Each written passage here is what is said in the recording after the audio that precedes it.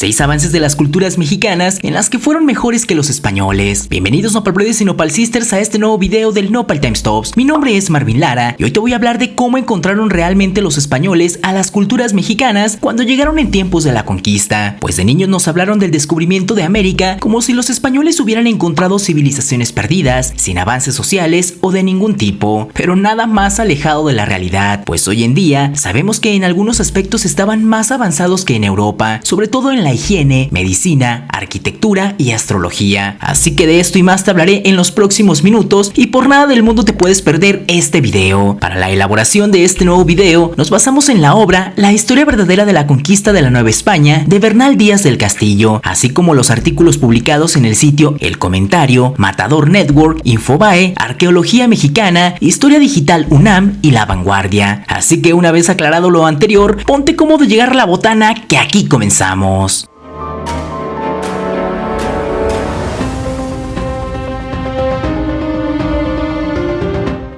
Número 1. Los Olmecas y la vulcanización 3000 años antes que Goodyear. Los Olmecas fueron la primera civilización de Mesoamérica con gobernantes poderosos, una cultura madre de la cual se pudo heredar sus conocimientos y desarrollo tecnológico. Fue una civilización de colosos por las grandes cabezas talladas en piedra, la tecnología desarrollada para esculpirlas y la vulcanización. La vulcanización se creía había sido inventada por Charles Goodyear, quien en 1839 por accidente volcó un recipiente con azufre y caucho encima de una estufa, la mezcló y denominó vulcanización en honor al dios Vulcano. Sin embargo, los olmecas lo habían inventado cientos de años atrás, ya que para obtener el azufre trituraban la planta Hipomoea alba hasta obtener un líquido que se vertía en un recipiente sobre el látex del árbol de hule, castilla elástica, y luego la removían y mezclaban hasta que se formaba una masa blanca que se tornaba manejable, y con ella moldeaban las pelotas u otros utensilios como bandas elásticas y figurillas. Asimismo, era utilizada para la impermeabilización de telas y utensilios. Esto se sabe gracias a que en el siglo XX fueron descubiertas pelotas de este material en los sitios donde vivieron los olmecas, que de hecho, como dato curioso, su nombre proviene del náhuatl y significa el pueblo del país del hule. El descubrimiento fue hecho por los arqueólogos Ponciano Ortiz y María del Carmen Rodríguez, que fue de 12 pelotas de hule asociadas con ofrendas de hachas, unas de jadeíta y que están hechas con la savia del árbol, que se le llama hule o caucho, las cuales estaban en perfecto estado de conservación, lo cual les movió a investigar cuál era el proceso de fabricación. Finalmente, se logró establecer que los olmecas mezclaban látex del árbol de hule con una enredadera, la Hipomoea alba, la cual contiene sulfuros, y los olmecas lo utilizaban para procesar el látex del árbol castilla elástica. Algo que no se puede obviar es que los sulfuros o el azufre contenidos en esta especie vulcanizan el caucho. Número 2. Los mexicas y la educación pública obligatoria para todos. Los mexicas tuvieron un sistema educativo tan eficiente que brindaron una educación pública, gratuita, obligatoria y general. Aunque en su sistema social sí existían los rangos, la educación era para todos, solo que según la naturaleza de los cargos que tendrían en un futuro, era la exigencia hacia el alumno, pues la educación representaba un aspecto fundamental para el desarrollo de cualquier estrato social, como los pipiltin, hijos de aquellos que tenían altos puestos en el gobierno o simplemente mucho dinero. Eran educados de los 6 a los 15 años en el Calmeca, que era una institución educativa en la que debían barrer, acarrear leña y realizar otras tareas, además de participar en las obras públicas y en la agricultura, pues la responsabilidad era mayor, ya que ellos serían quienes iban a regir el destino de la sociedad. En ese sentido, no existía un trato especial para ellos y la única diferencia que había entre el Telpochcali, que era una escuela para la gente común, y el Calmecac era el tipo de conocimiento impartido, pues en Calmecac se enseñaba el arte de gobernar, la disciplina militar, la lectura de los códices, el conocimiento de los astros y la lectura de los tonámatl, que eran los libros que tenían el destino de cada persona de acuerdo a su fecha de nacimiento. También se aprendía botánica, herbolaria, escritura, idiomas, artes de guerra y manejos de la administración pública. Los Telpochcali se encontraban en distintos barrios de la ciudad y los jóvenes recibían una educación bélica, por lo que la deidad patrona era Tezcatlipoca, deidad vinculada con la guerra. Los maestros invitaban a los niños y jóvenes y exhortaron a los padres a enviarlos a la escuela y a las mujeres a recibir lecciones de la madre en actividades del hogar. Por su parte, en Europa, para esa época, la educación solo estaba reservada para la nobleza y la gente adinerada. Número 3. La higiene de los mexicas que sorprendió a los españoles. Al llegar los españoles a Tenochtitlan, se sorprendieron con la cultura que tenían los habitantes, pues además de los grandes centros ceremoniales, una de las cosas que más llamó su atención fue la limpieza con la que se regían. Y es que en esa época, la limpieza no era un fuerte de los españoles. En Europa, la limpieza en las calles era casi inexistente y vaciaban los orinales por las ventanas. En cambio, en Tenochtitlan, los mexicas empleaban a 1000 limpiadores de servicio público para barrer y regar sus calles diariamente. Además, había baños públicos en cada barrio y transportaban los desechos humanos para utilizarlo como fertilizante. Abastecieron su capital con agua dulce desde Chapultepec por medio de 2 acueductos. El primero de ellos fue construido por Nezahualcóyotl entre 1466 y 1478, mientras que el segundo fue construido unos 20 años después por el emperador mexica Ahuizotl. El conquistador Andrés Tapia informó asombrado que Moctezuma se bañaba 2 veces al día, y el historiador jesuita Francisco Javier Clavijero también llegó a mencionar que los pobladores de la ciudad se bañaban a menudo y muchos de ellos todos los días, en los ríos, lagos o pozas. En cambio, los españoles no se bañaban, pues creían que eso los enfermaba. Utilizaban como jabón el fruto del copalxocotl o la raíz del xihuamoli o planta del jabón. Ambos daban espuma suficiente que permitía a los mexicas lavar sus cuerpos y su ropa. En el Códice Florentino, escrito por informantes mexicas poco después de la conquista, se puede leer una pequeña descripción de la planta de jabón amoli. Es larga y estrecha como cañas, tiene un brote, su flor es blanca, es un limpiador, las raíces grandes, gruesas, arrancan el cabello, lo dejan calvo, los pequeños, los esbeltos son limpiadores, un jabón,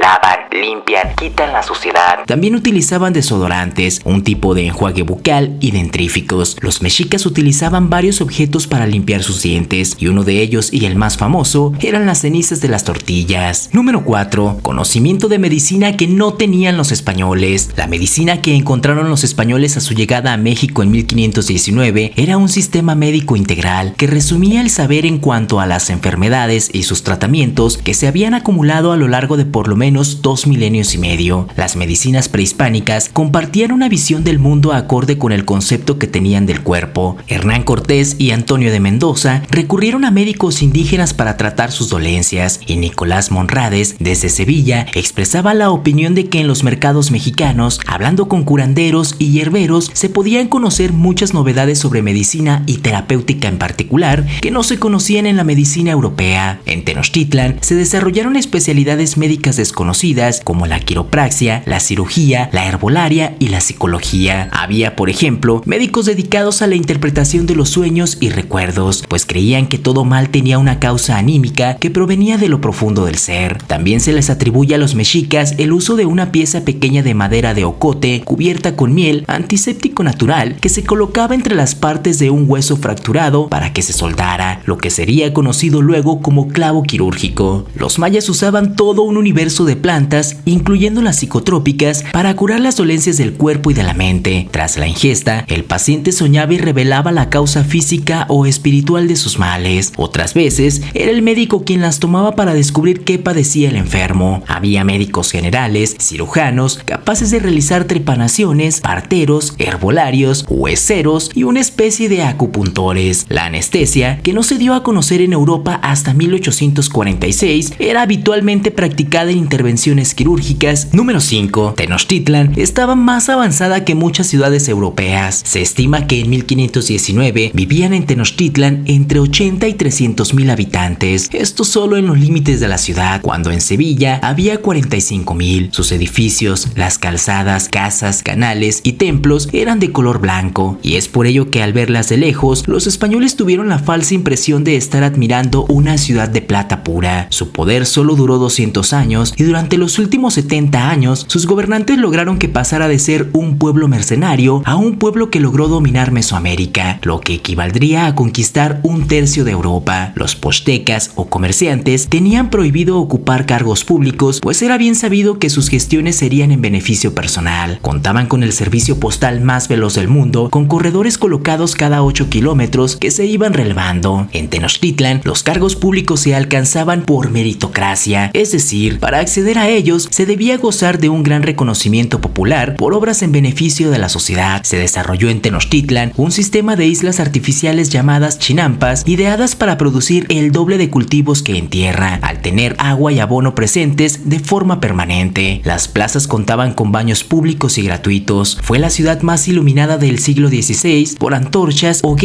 y braseros ubicados en la parte superior de los templos. Toda persona debía pagar dos tipos de impuestos, uno en especie y otro con mano de obra, llamado tequio, trabajo a favor de la comunidad, pues era una obligación que todos contribuyeran al desarrollo de la urbe. Se creó en Tenochtitlan el primer zoológico del continente, ordenado por Moctezuma I, y que albergaba todas las especies de animales conocidas hasta ese momento. Existieron en Tenochtitlan dos formas de transportarse, una era a pie por las calles y plazas y otra en canoas a través de los canales de la ciudad. Número 6. Los enormes avances de la astronomía que no tenían los españoles. El tiempo era lo más sagrado para los mayas y su forma de medirlo y registrar sus ritmos fue observando los movimientos recurrentes de los astros en el espacio. De ahí que los principales cuerpos celestes, el Sol, la Luna y Venus, fueran estudiados por siglos por observadores que transmitían sus conocimientos de generación en generación, naciendo así uno de los mayores logros de la humanidad, el calendario maya, más exacto que el que usaban en Europa cuando llegaron los españoles. Se trata de una especie de engranaje perfecto que hace coincidir los ciclos de aquellos tres cuerpos celestes, usando como unidad el día solar. Los mayas confeccionaron un calendario de 260 días denominado Solquín y compuesto de 13 semanas de 20 días que utilizaban para fines civiles y sobre todo religiosos. También adaptaron un calendario de 365 días, el Hab, para fines agrícolas, etapas de siembra, lluvia y recolección. Estaba compuesto por 18 meses de 20 días y un periodo de 5 días aciagos, llamado Wayeb. Los sacerdotes mayas vivían pendientes de las variaciones experimentadas por estrellas y constelaciones, pues cualquier perturbación del orden celeste era interpretada como una advertencia de los dioses. A ello se debe el gran aprecio que sentían por la estrella polar, a la que denominaban la gran estrella, Shaman-Ek, dado que es la única fija y que señala al norte, de donde procede la luz y la fuente de vida permanentemente. Su posición era utilizada, al igual que en el Viejo Mundo, como guía para viajeros y comerciantes. Muchas gracias Nopalbrothers y Nopalsisters por ver nuestro video, y como siempre la opinión más importante es la tuya, por lo que te pedimos que nos dejes en los comentarios si crees que como civilización hubiéramos tenido muchos más avances sin ser conquistados por los españoles o nos hubiéramos estancado. Estaremos muy atentos para leer lo que nos escribas. Te invito a que me sigas en mis redes sociales como Twitter, pero sobre todo Instagram. Te dejo los links en la descripción. Tampoco olvides suscribirte a nuestro canal y activar la campanita para que no te pierdas ninguno de nuestros contenidos. Tu ayuda es muy importante porque nos permite crecer y llegar a un mayor número de personas. Te esperamos en nuestro siguiente video. Nos vemos, hasta la próxima.